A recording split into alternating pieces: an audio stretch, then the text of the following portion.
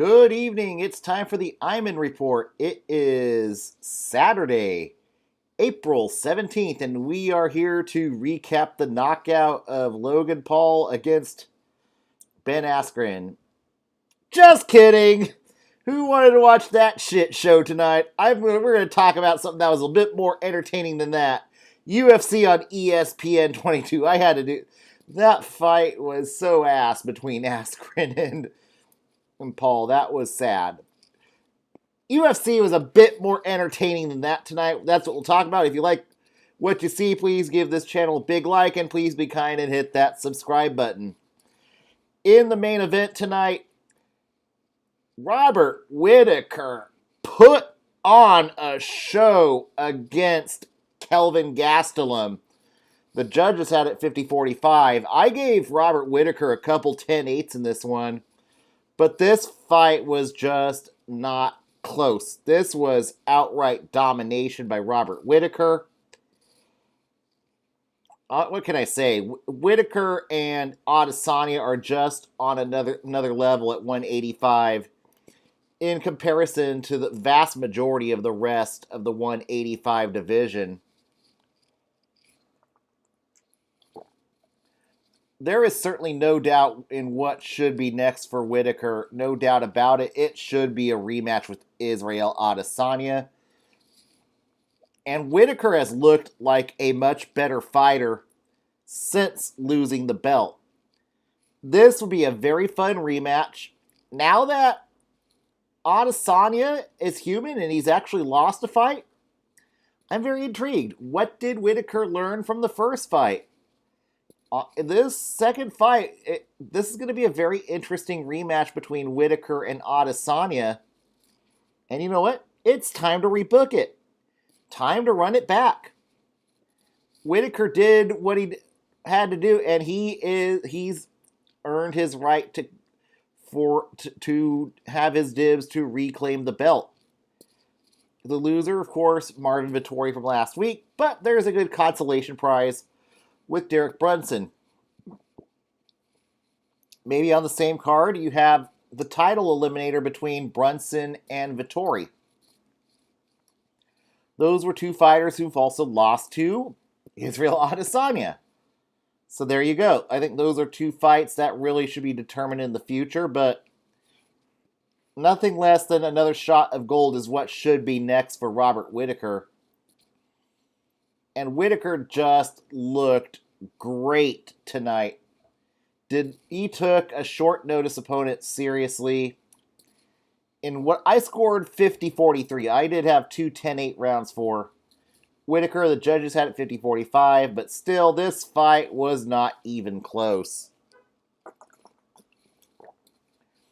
As for Kelvin Gastelum, shall I say, I think the best thing is he didn't get finished. That's maybe a moral victory per se, but still, Gastelum is who he is. Kelvin Gastelum at this point is, I think he's at this point maybe a top 10 gatekeeper at best. He's lost 5, I think. Let me take a look at his record. It's not great. I think he's lost 4 out of his last fights. Yeah, his only win in his last 5 fights is to Ian Heinisch. But he's lost to Jack Hermanson. He's lost to Darren Till. He's lost to Adesanya. So I think we've seen what Gastelum's ceiling is at 185. What makes it more sad is he can't take care of business in the weight cut in the nutrition department to make 170. He's blown his opportunity to fight at 170.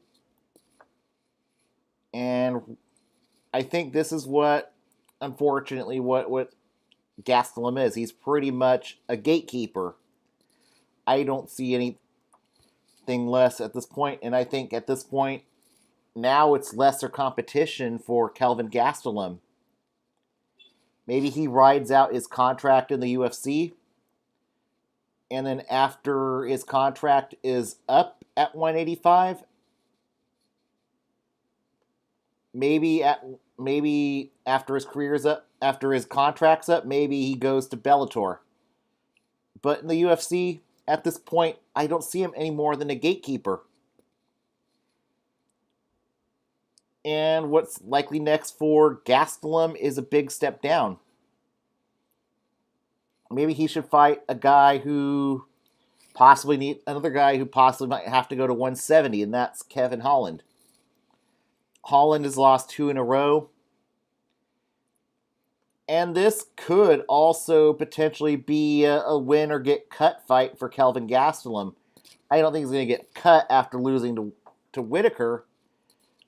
But Kevin Holland is quite a bit of a step down from Robert Whitaker. So this kind of is going to be a must-win fight for Kelvin Gastelum. If he can get a win over Holland, he remains relevant at middleweight.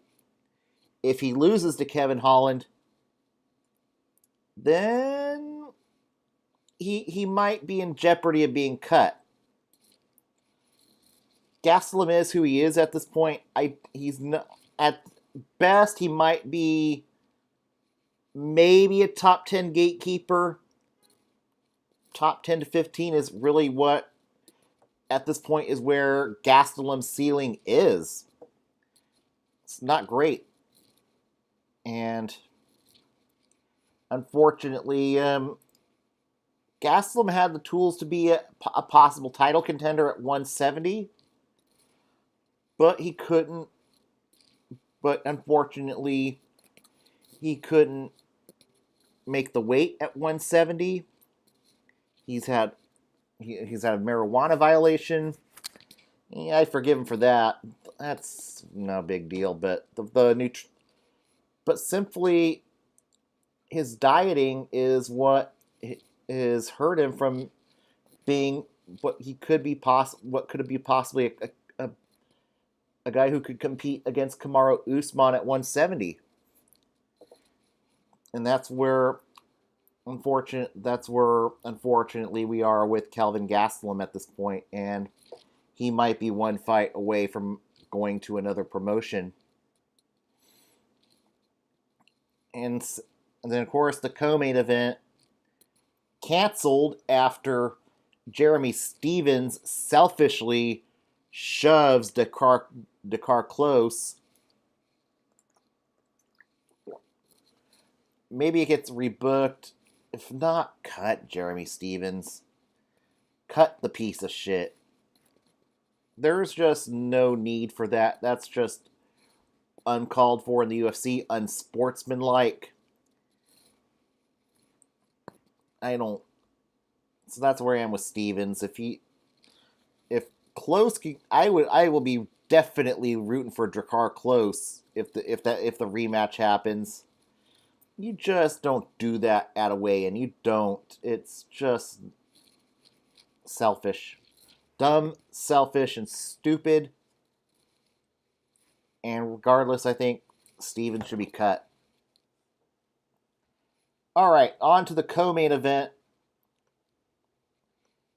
Where in the co-main event,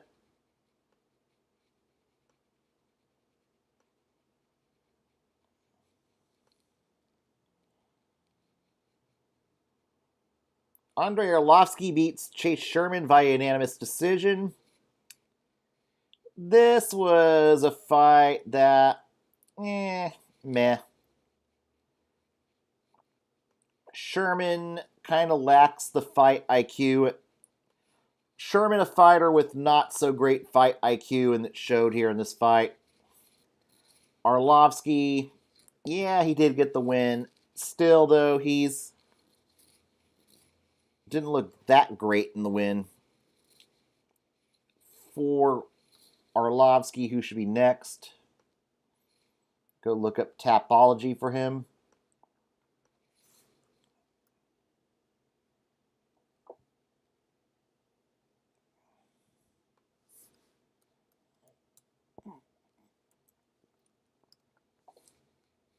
I suppose Arlovsky will still have a job as long as he gets a win every now and then.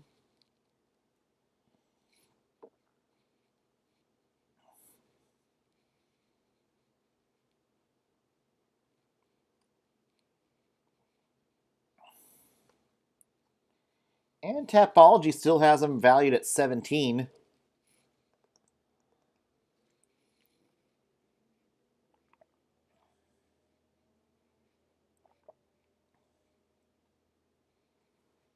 So maybe a fight with him and Sergey.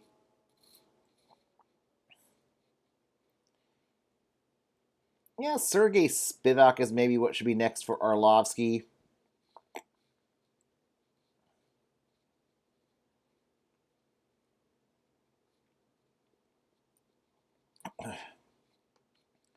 It would be a good way to determine if Spivak is a good fighter or not. So yeah, gatekeeper duties against Sergey Spivak is what should be next for. Is definitely what should be next for Andrei Arlovsky. As for Chase Sherman, I say just simply rebook his fight original opponent with Parker Porter. Sherman, I don't know. I don't think he's that great of a fighter. Sherman does not have the greatest of fight IQ. He's been cut from the UFC once. Just rebook him against Porter. If he loses, cut him. And it just showed tonight he still does not have the greatest of fight IQ. Fight before that, Jacob Malkoun beats Abdul Razak Al Hassan. All three judges had it 30-27. What should be next for Malkoun?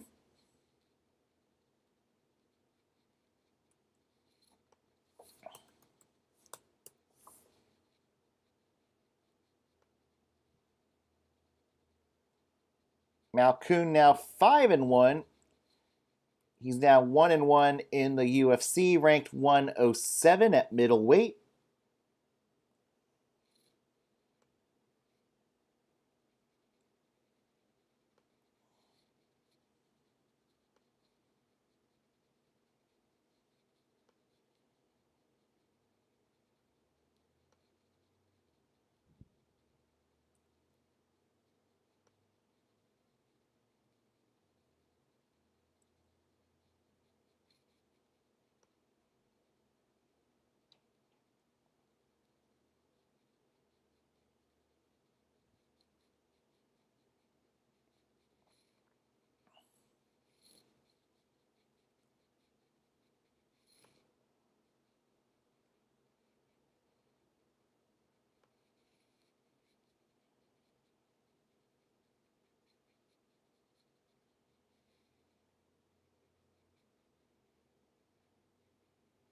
I think the winner of Bruno Silva and Wellington Turman is what should be next for Malkoun. We'll go with that.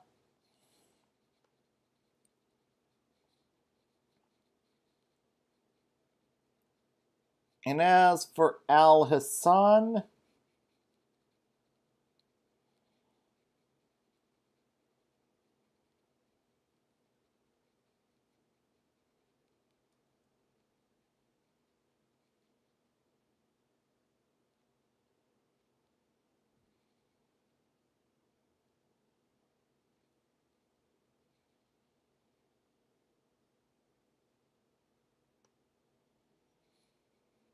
Al Hassan has definitely exchanged some wins and losses.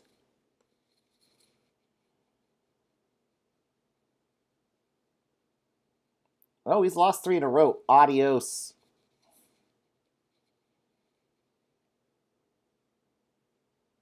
Yeah, 3-fight losing streak. That might mean he's going to get cut. I'm going to go with that.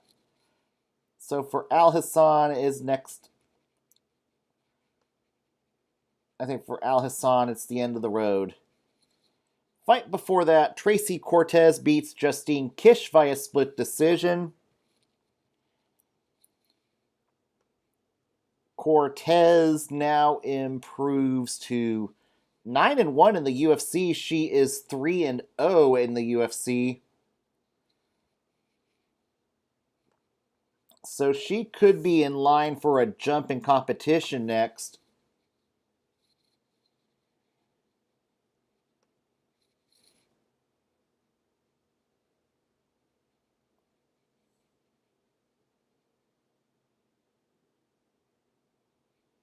She is currently ranked 20 according to Tapology, and there is no doubt she will be in the top 15 as of Monday. So I do think her next fight should be against someone that's near the rankings or somebody who is ranked.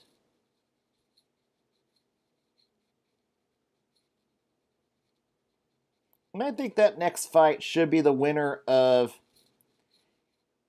Sijara Eubanks and Carol Rosa. That's what should be next for Tracy Cortez. That is another step up for her.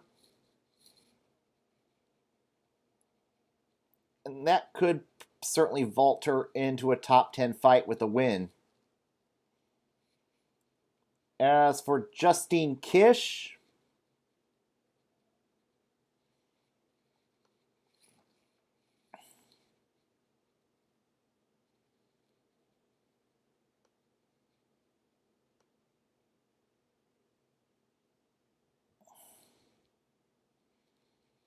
Kish is 1-4 in the UFC.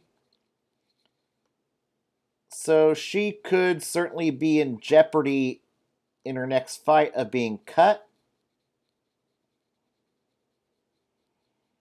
So I think she's going to likely get paired into a loser leaves town fight.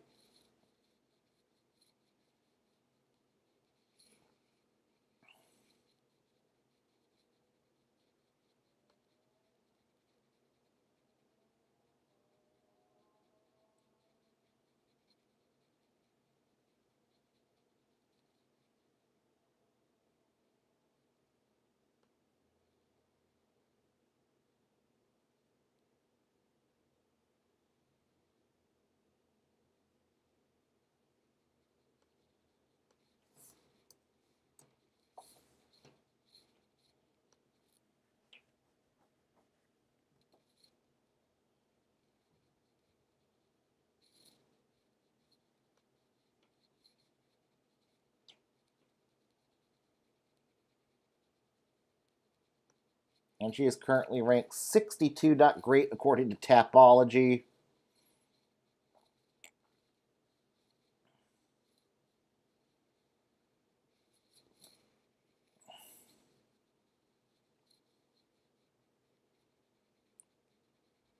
So maybe one last chance against a debutante is what should be next for Justine Kish. And in the fight before that, Luis Pena gets a split decision win over Alexander Munoz. Continues to exchange wins and losses. What should be next for Luis Pena?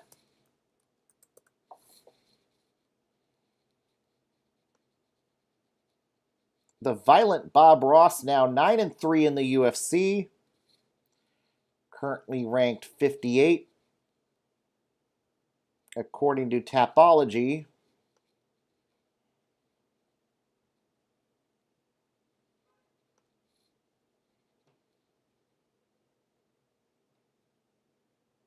You know, I think a fight with him and Devontae Smith might be intriguing.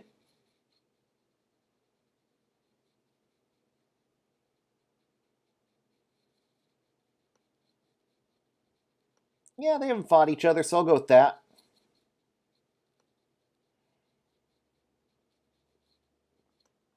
So that's certainly, I think, what should be next for. And as for Alexander Munoz,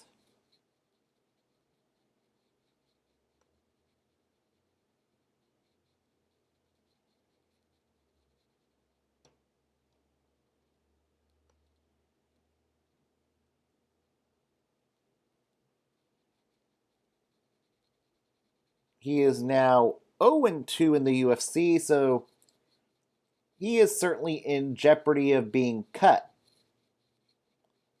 That's what could be next for Alex Munoz. 0-2. That's not a good sign.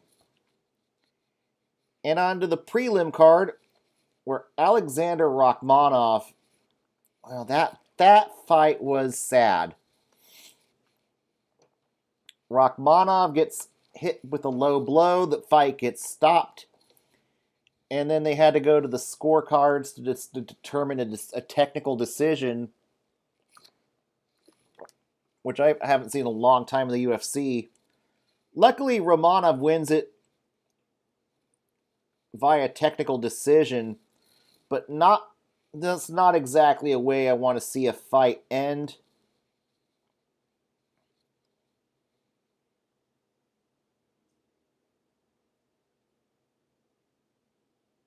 And this is Romanov's Espino's first loss in the UFC.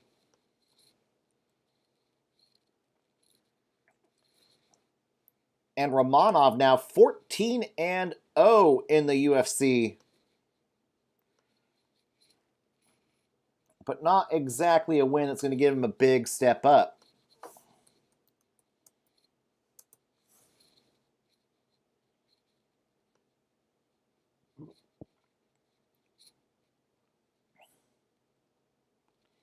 He is currently ranked 23 according to Tapology.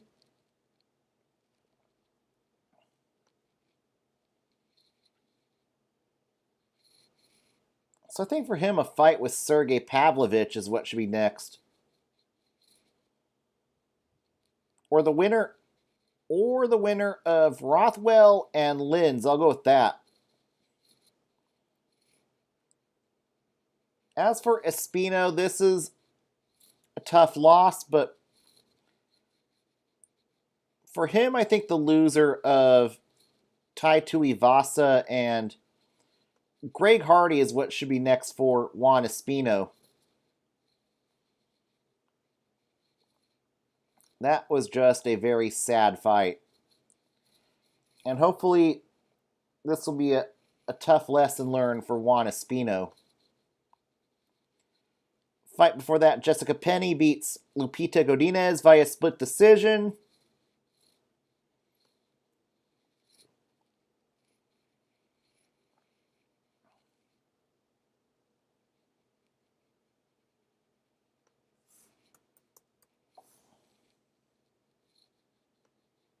Penne now improves to 13-5 in the UFC.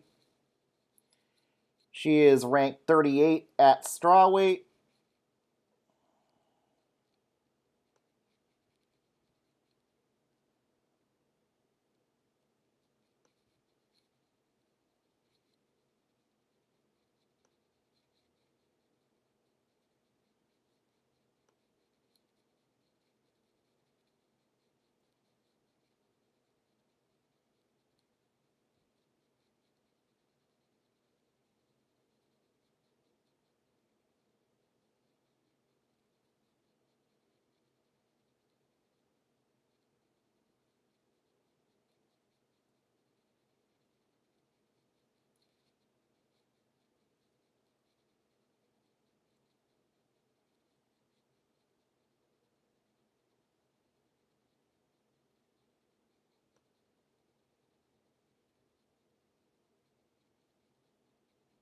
I think next for her should be Corey McKenna. That's what should be next for. We'll go with that for Jessica Penne. As for Lupita Godinez,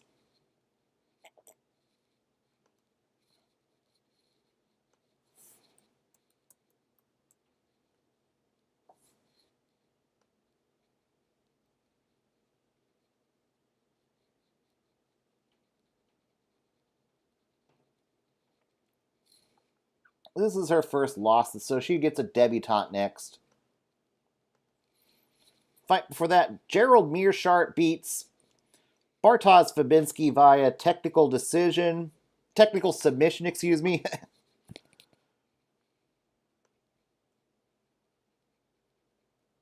What is next for Meerschaert?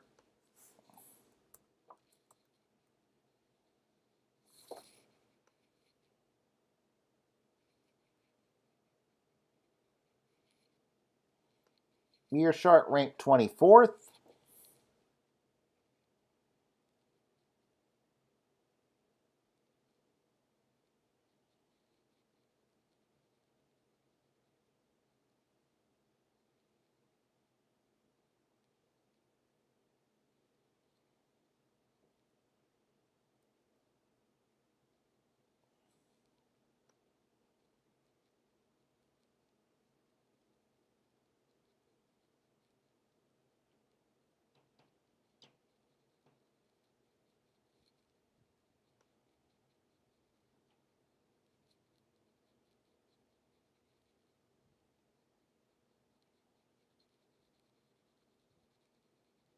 I think Julian Marquez is what should be next for Gerald Mearshart.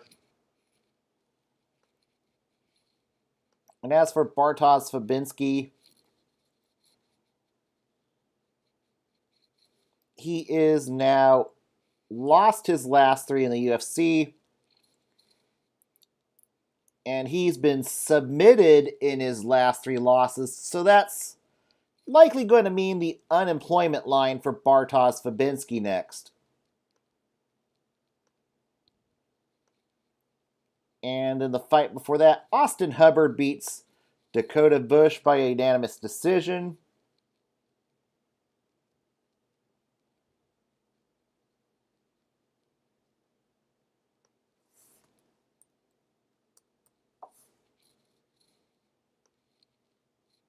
Hubbard improves to 13-5 in the UFC. He is ranked 66 according to Tapology.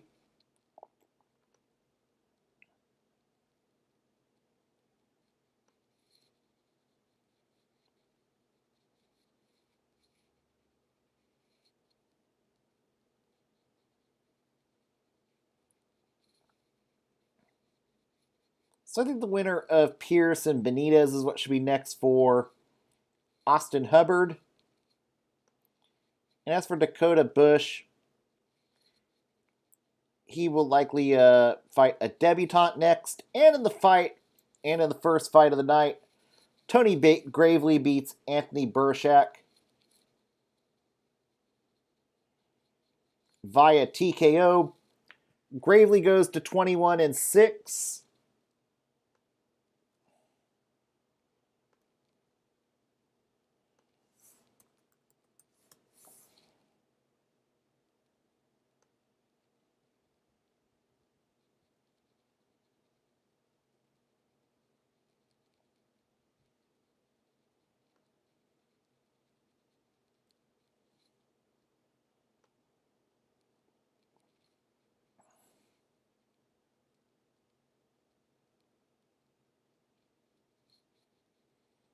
And I think you just rebook him with Nathan Maness. That's what should be next.